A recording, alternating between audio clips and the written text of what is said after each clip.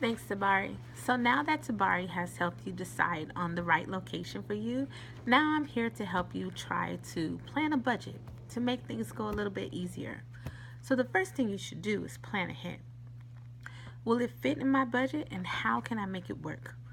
Start putting money to the side. That's always the easiest way. If you have an idea on where you want to go, try to save so it won't break the bank. Be realistic. I know you want to stay at a five-star hotel, and sometimes that may be the best for you, but it may not always work in your budget. Keep in mind you may not be able to do all the expensive touristy things, but try to do what's best for you and what will fit. You can take advantage on the free attractions in the city. So if you're going to a place like DC, the Washington Monument is free, the White House, and a lot of the national parks are free, so you can always visit those. Also, when you're going to stay at a hotel, research the hotels. I have a family, so I always research free breakfast. So that helps me out because we could get our free breakfast and still be able to go on to the tours and everything and end up not spending a dime on that day.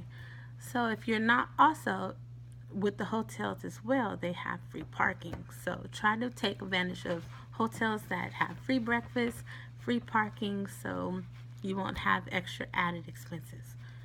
Also, if you're not afraid of public transportation, like I'm not, try to take the metro, especially if you're in DC or big cities like New York, LA. So you could take the metro around because that gets you around with the group for a cheaper price. Decide on what's your absolute must. Which tourist attraction do you really want to do and save up for that. Also, keep snacks in your backpack. So that's a lot of things. A lot of times I like to do that. Keep snacks in my backpack so everybody on the trip with me could have food and you won't have to worry about unexpected expenses there as well. Use your resources. Use the internet for to plan this trip. So a lot of times I go on kayak.com or hotels.com.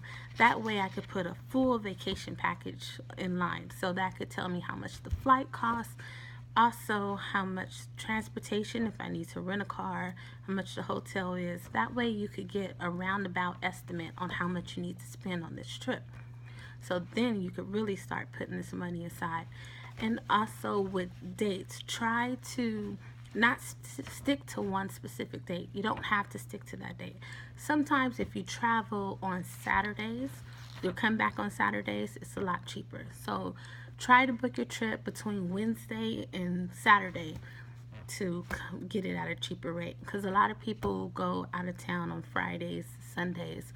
So a lot of airlines tend to hike up the prices because they expect people to go on and travel on those days.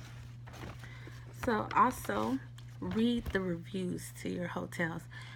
I want to make sure you have a budget and but I also want you to be safe. A lot of times the hotel is cheap and you read the reviews and they tell you there's an alley around the corner, there's crazy people on this side. I mean, people can be really honest on those reviews, especially on Yelp. I go by them a lot because, like I said, I travel with a family, I have children, so I want to keep them safe as well. So now that you've learned how to budget from me, let's plan the perfect itinerary with Mackenzie.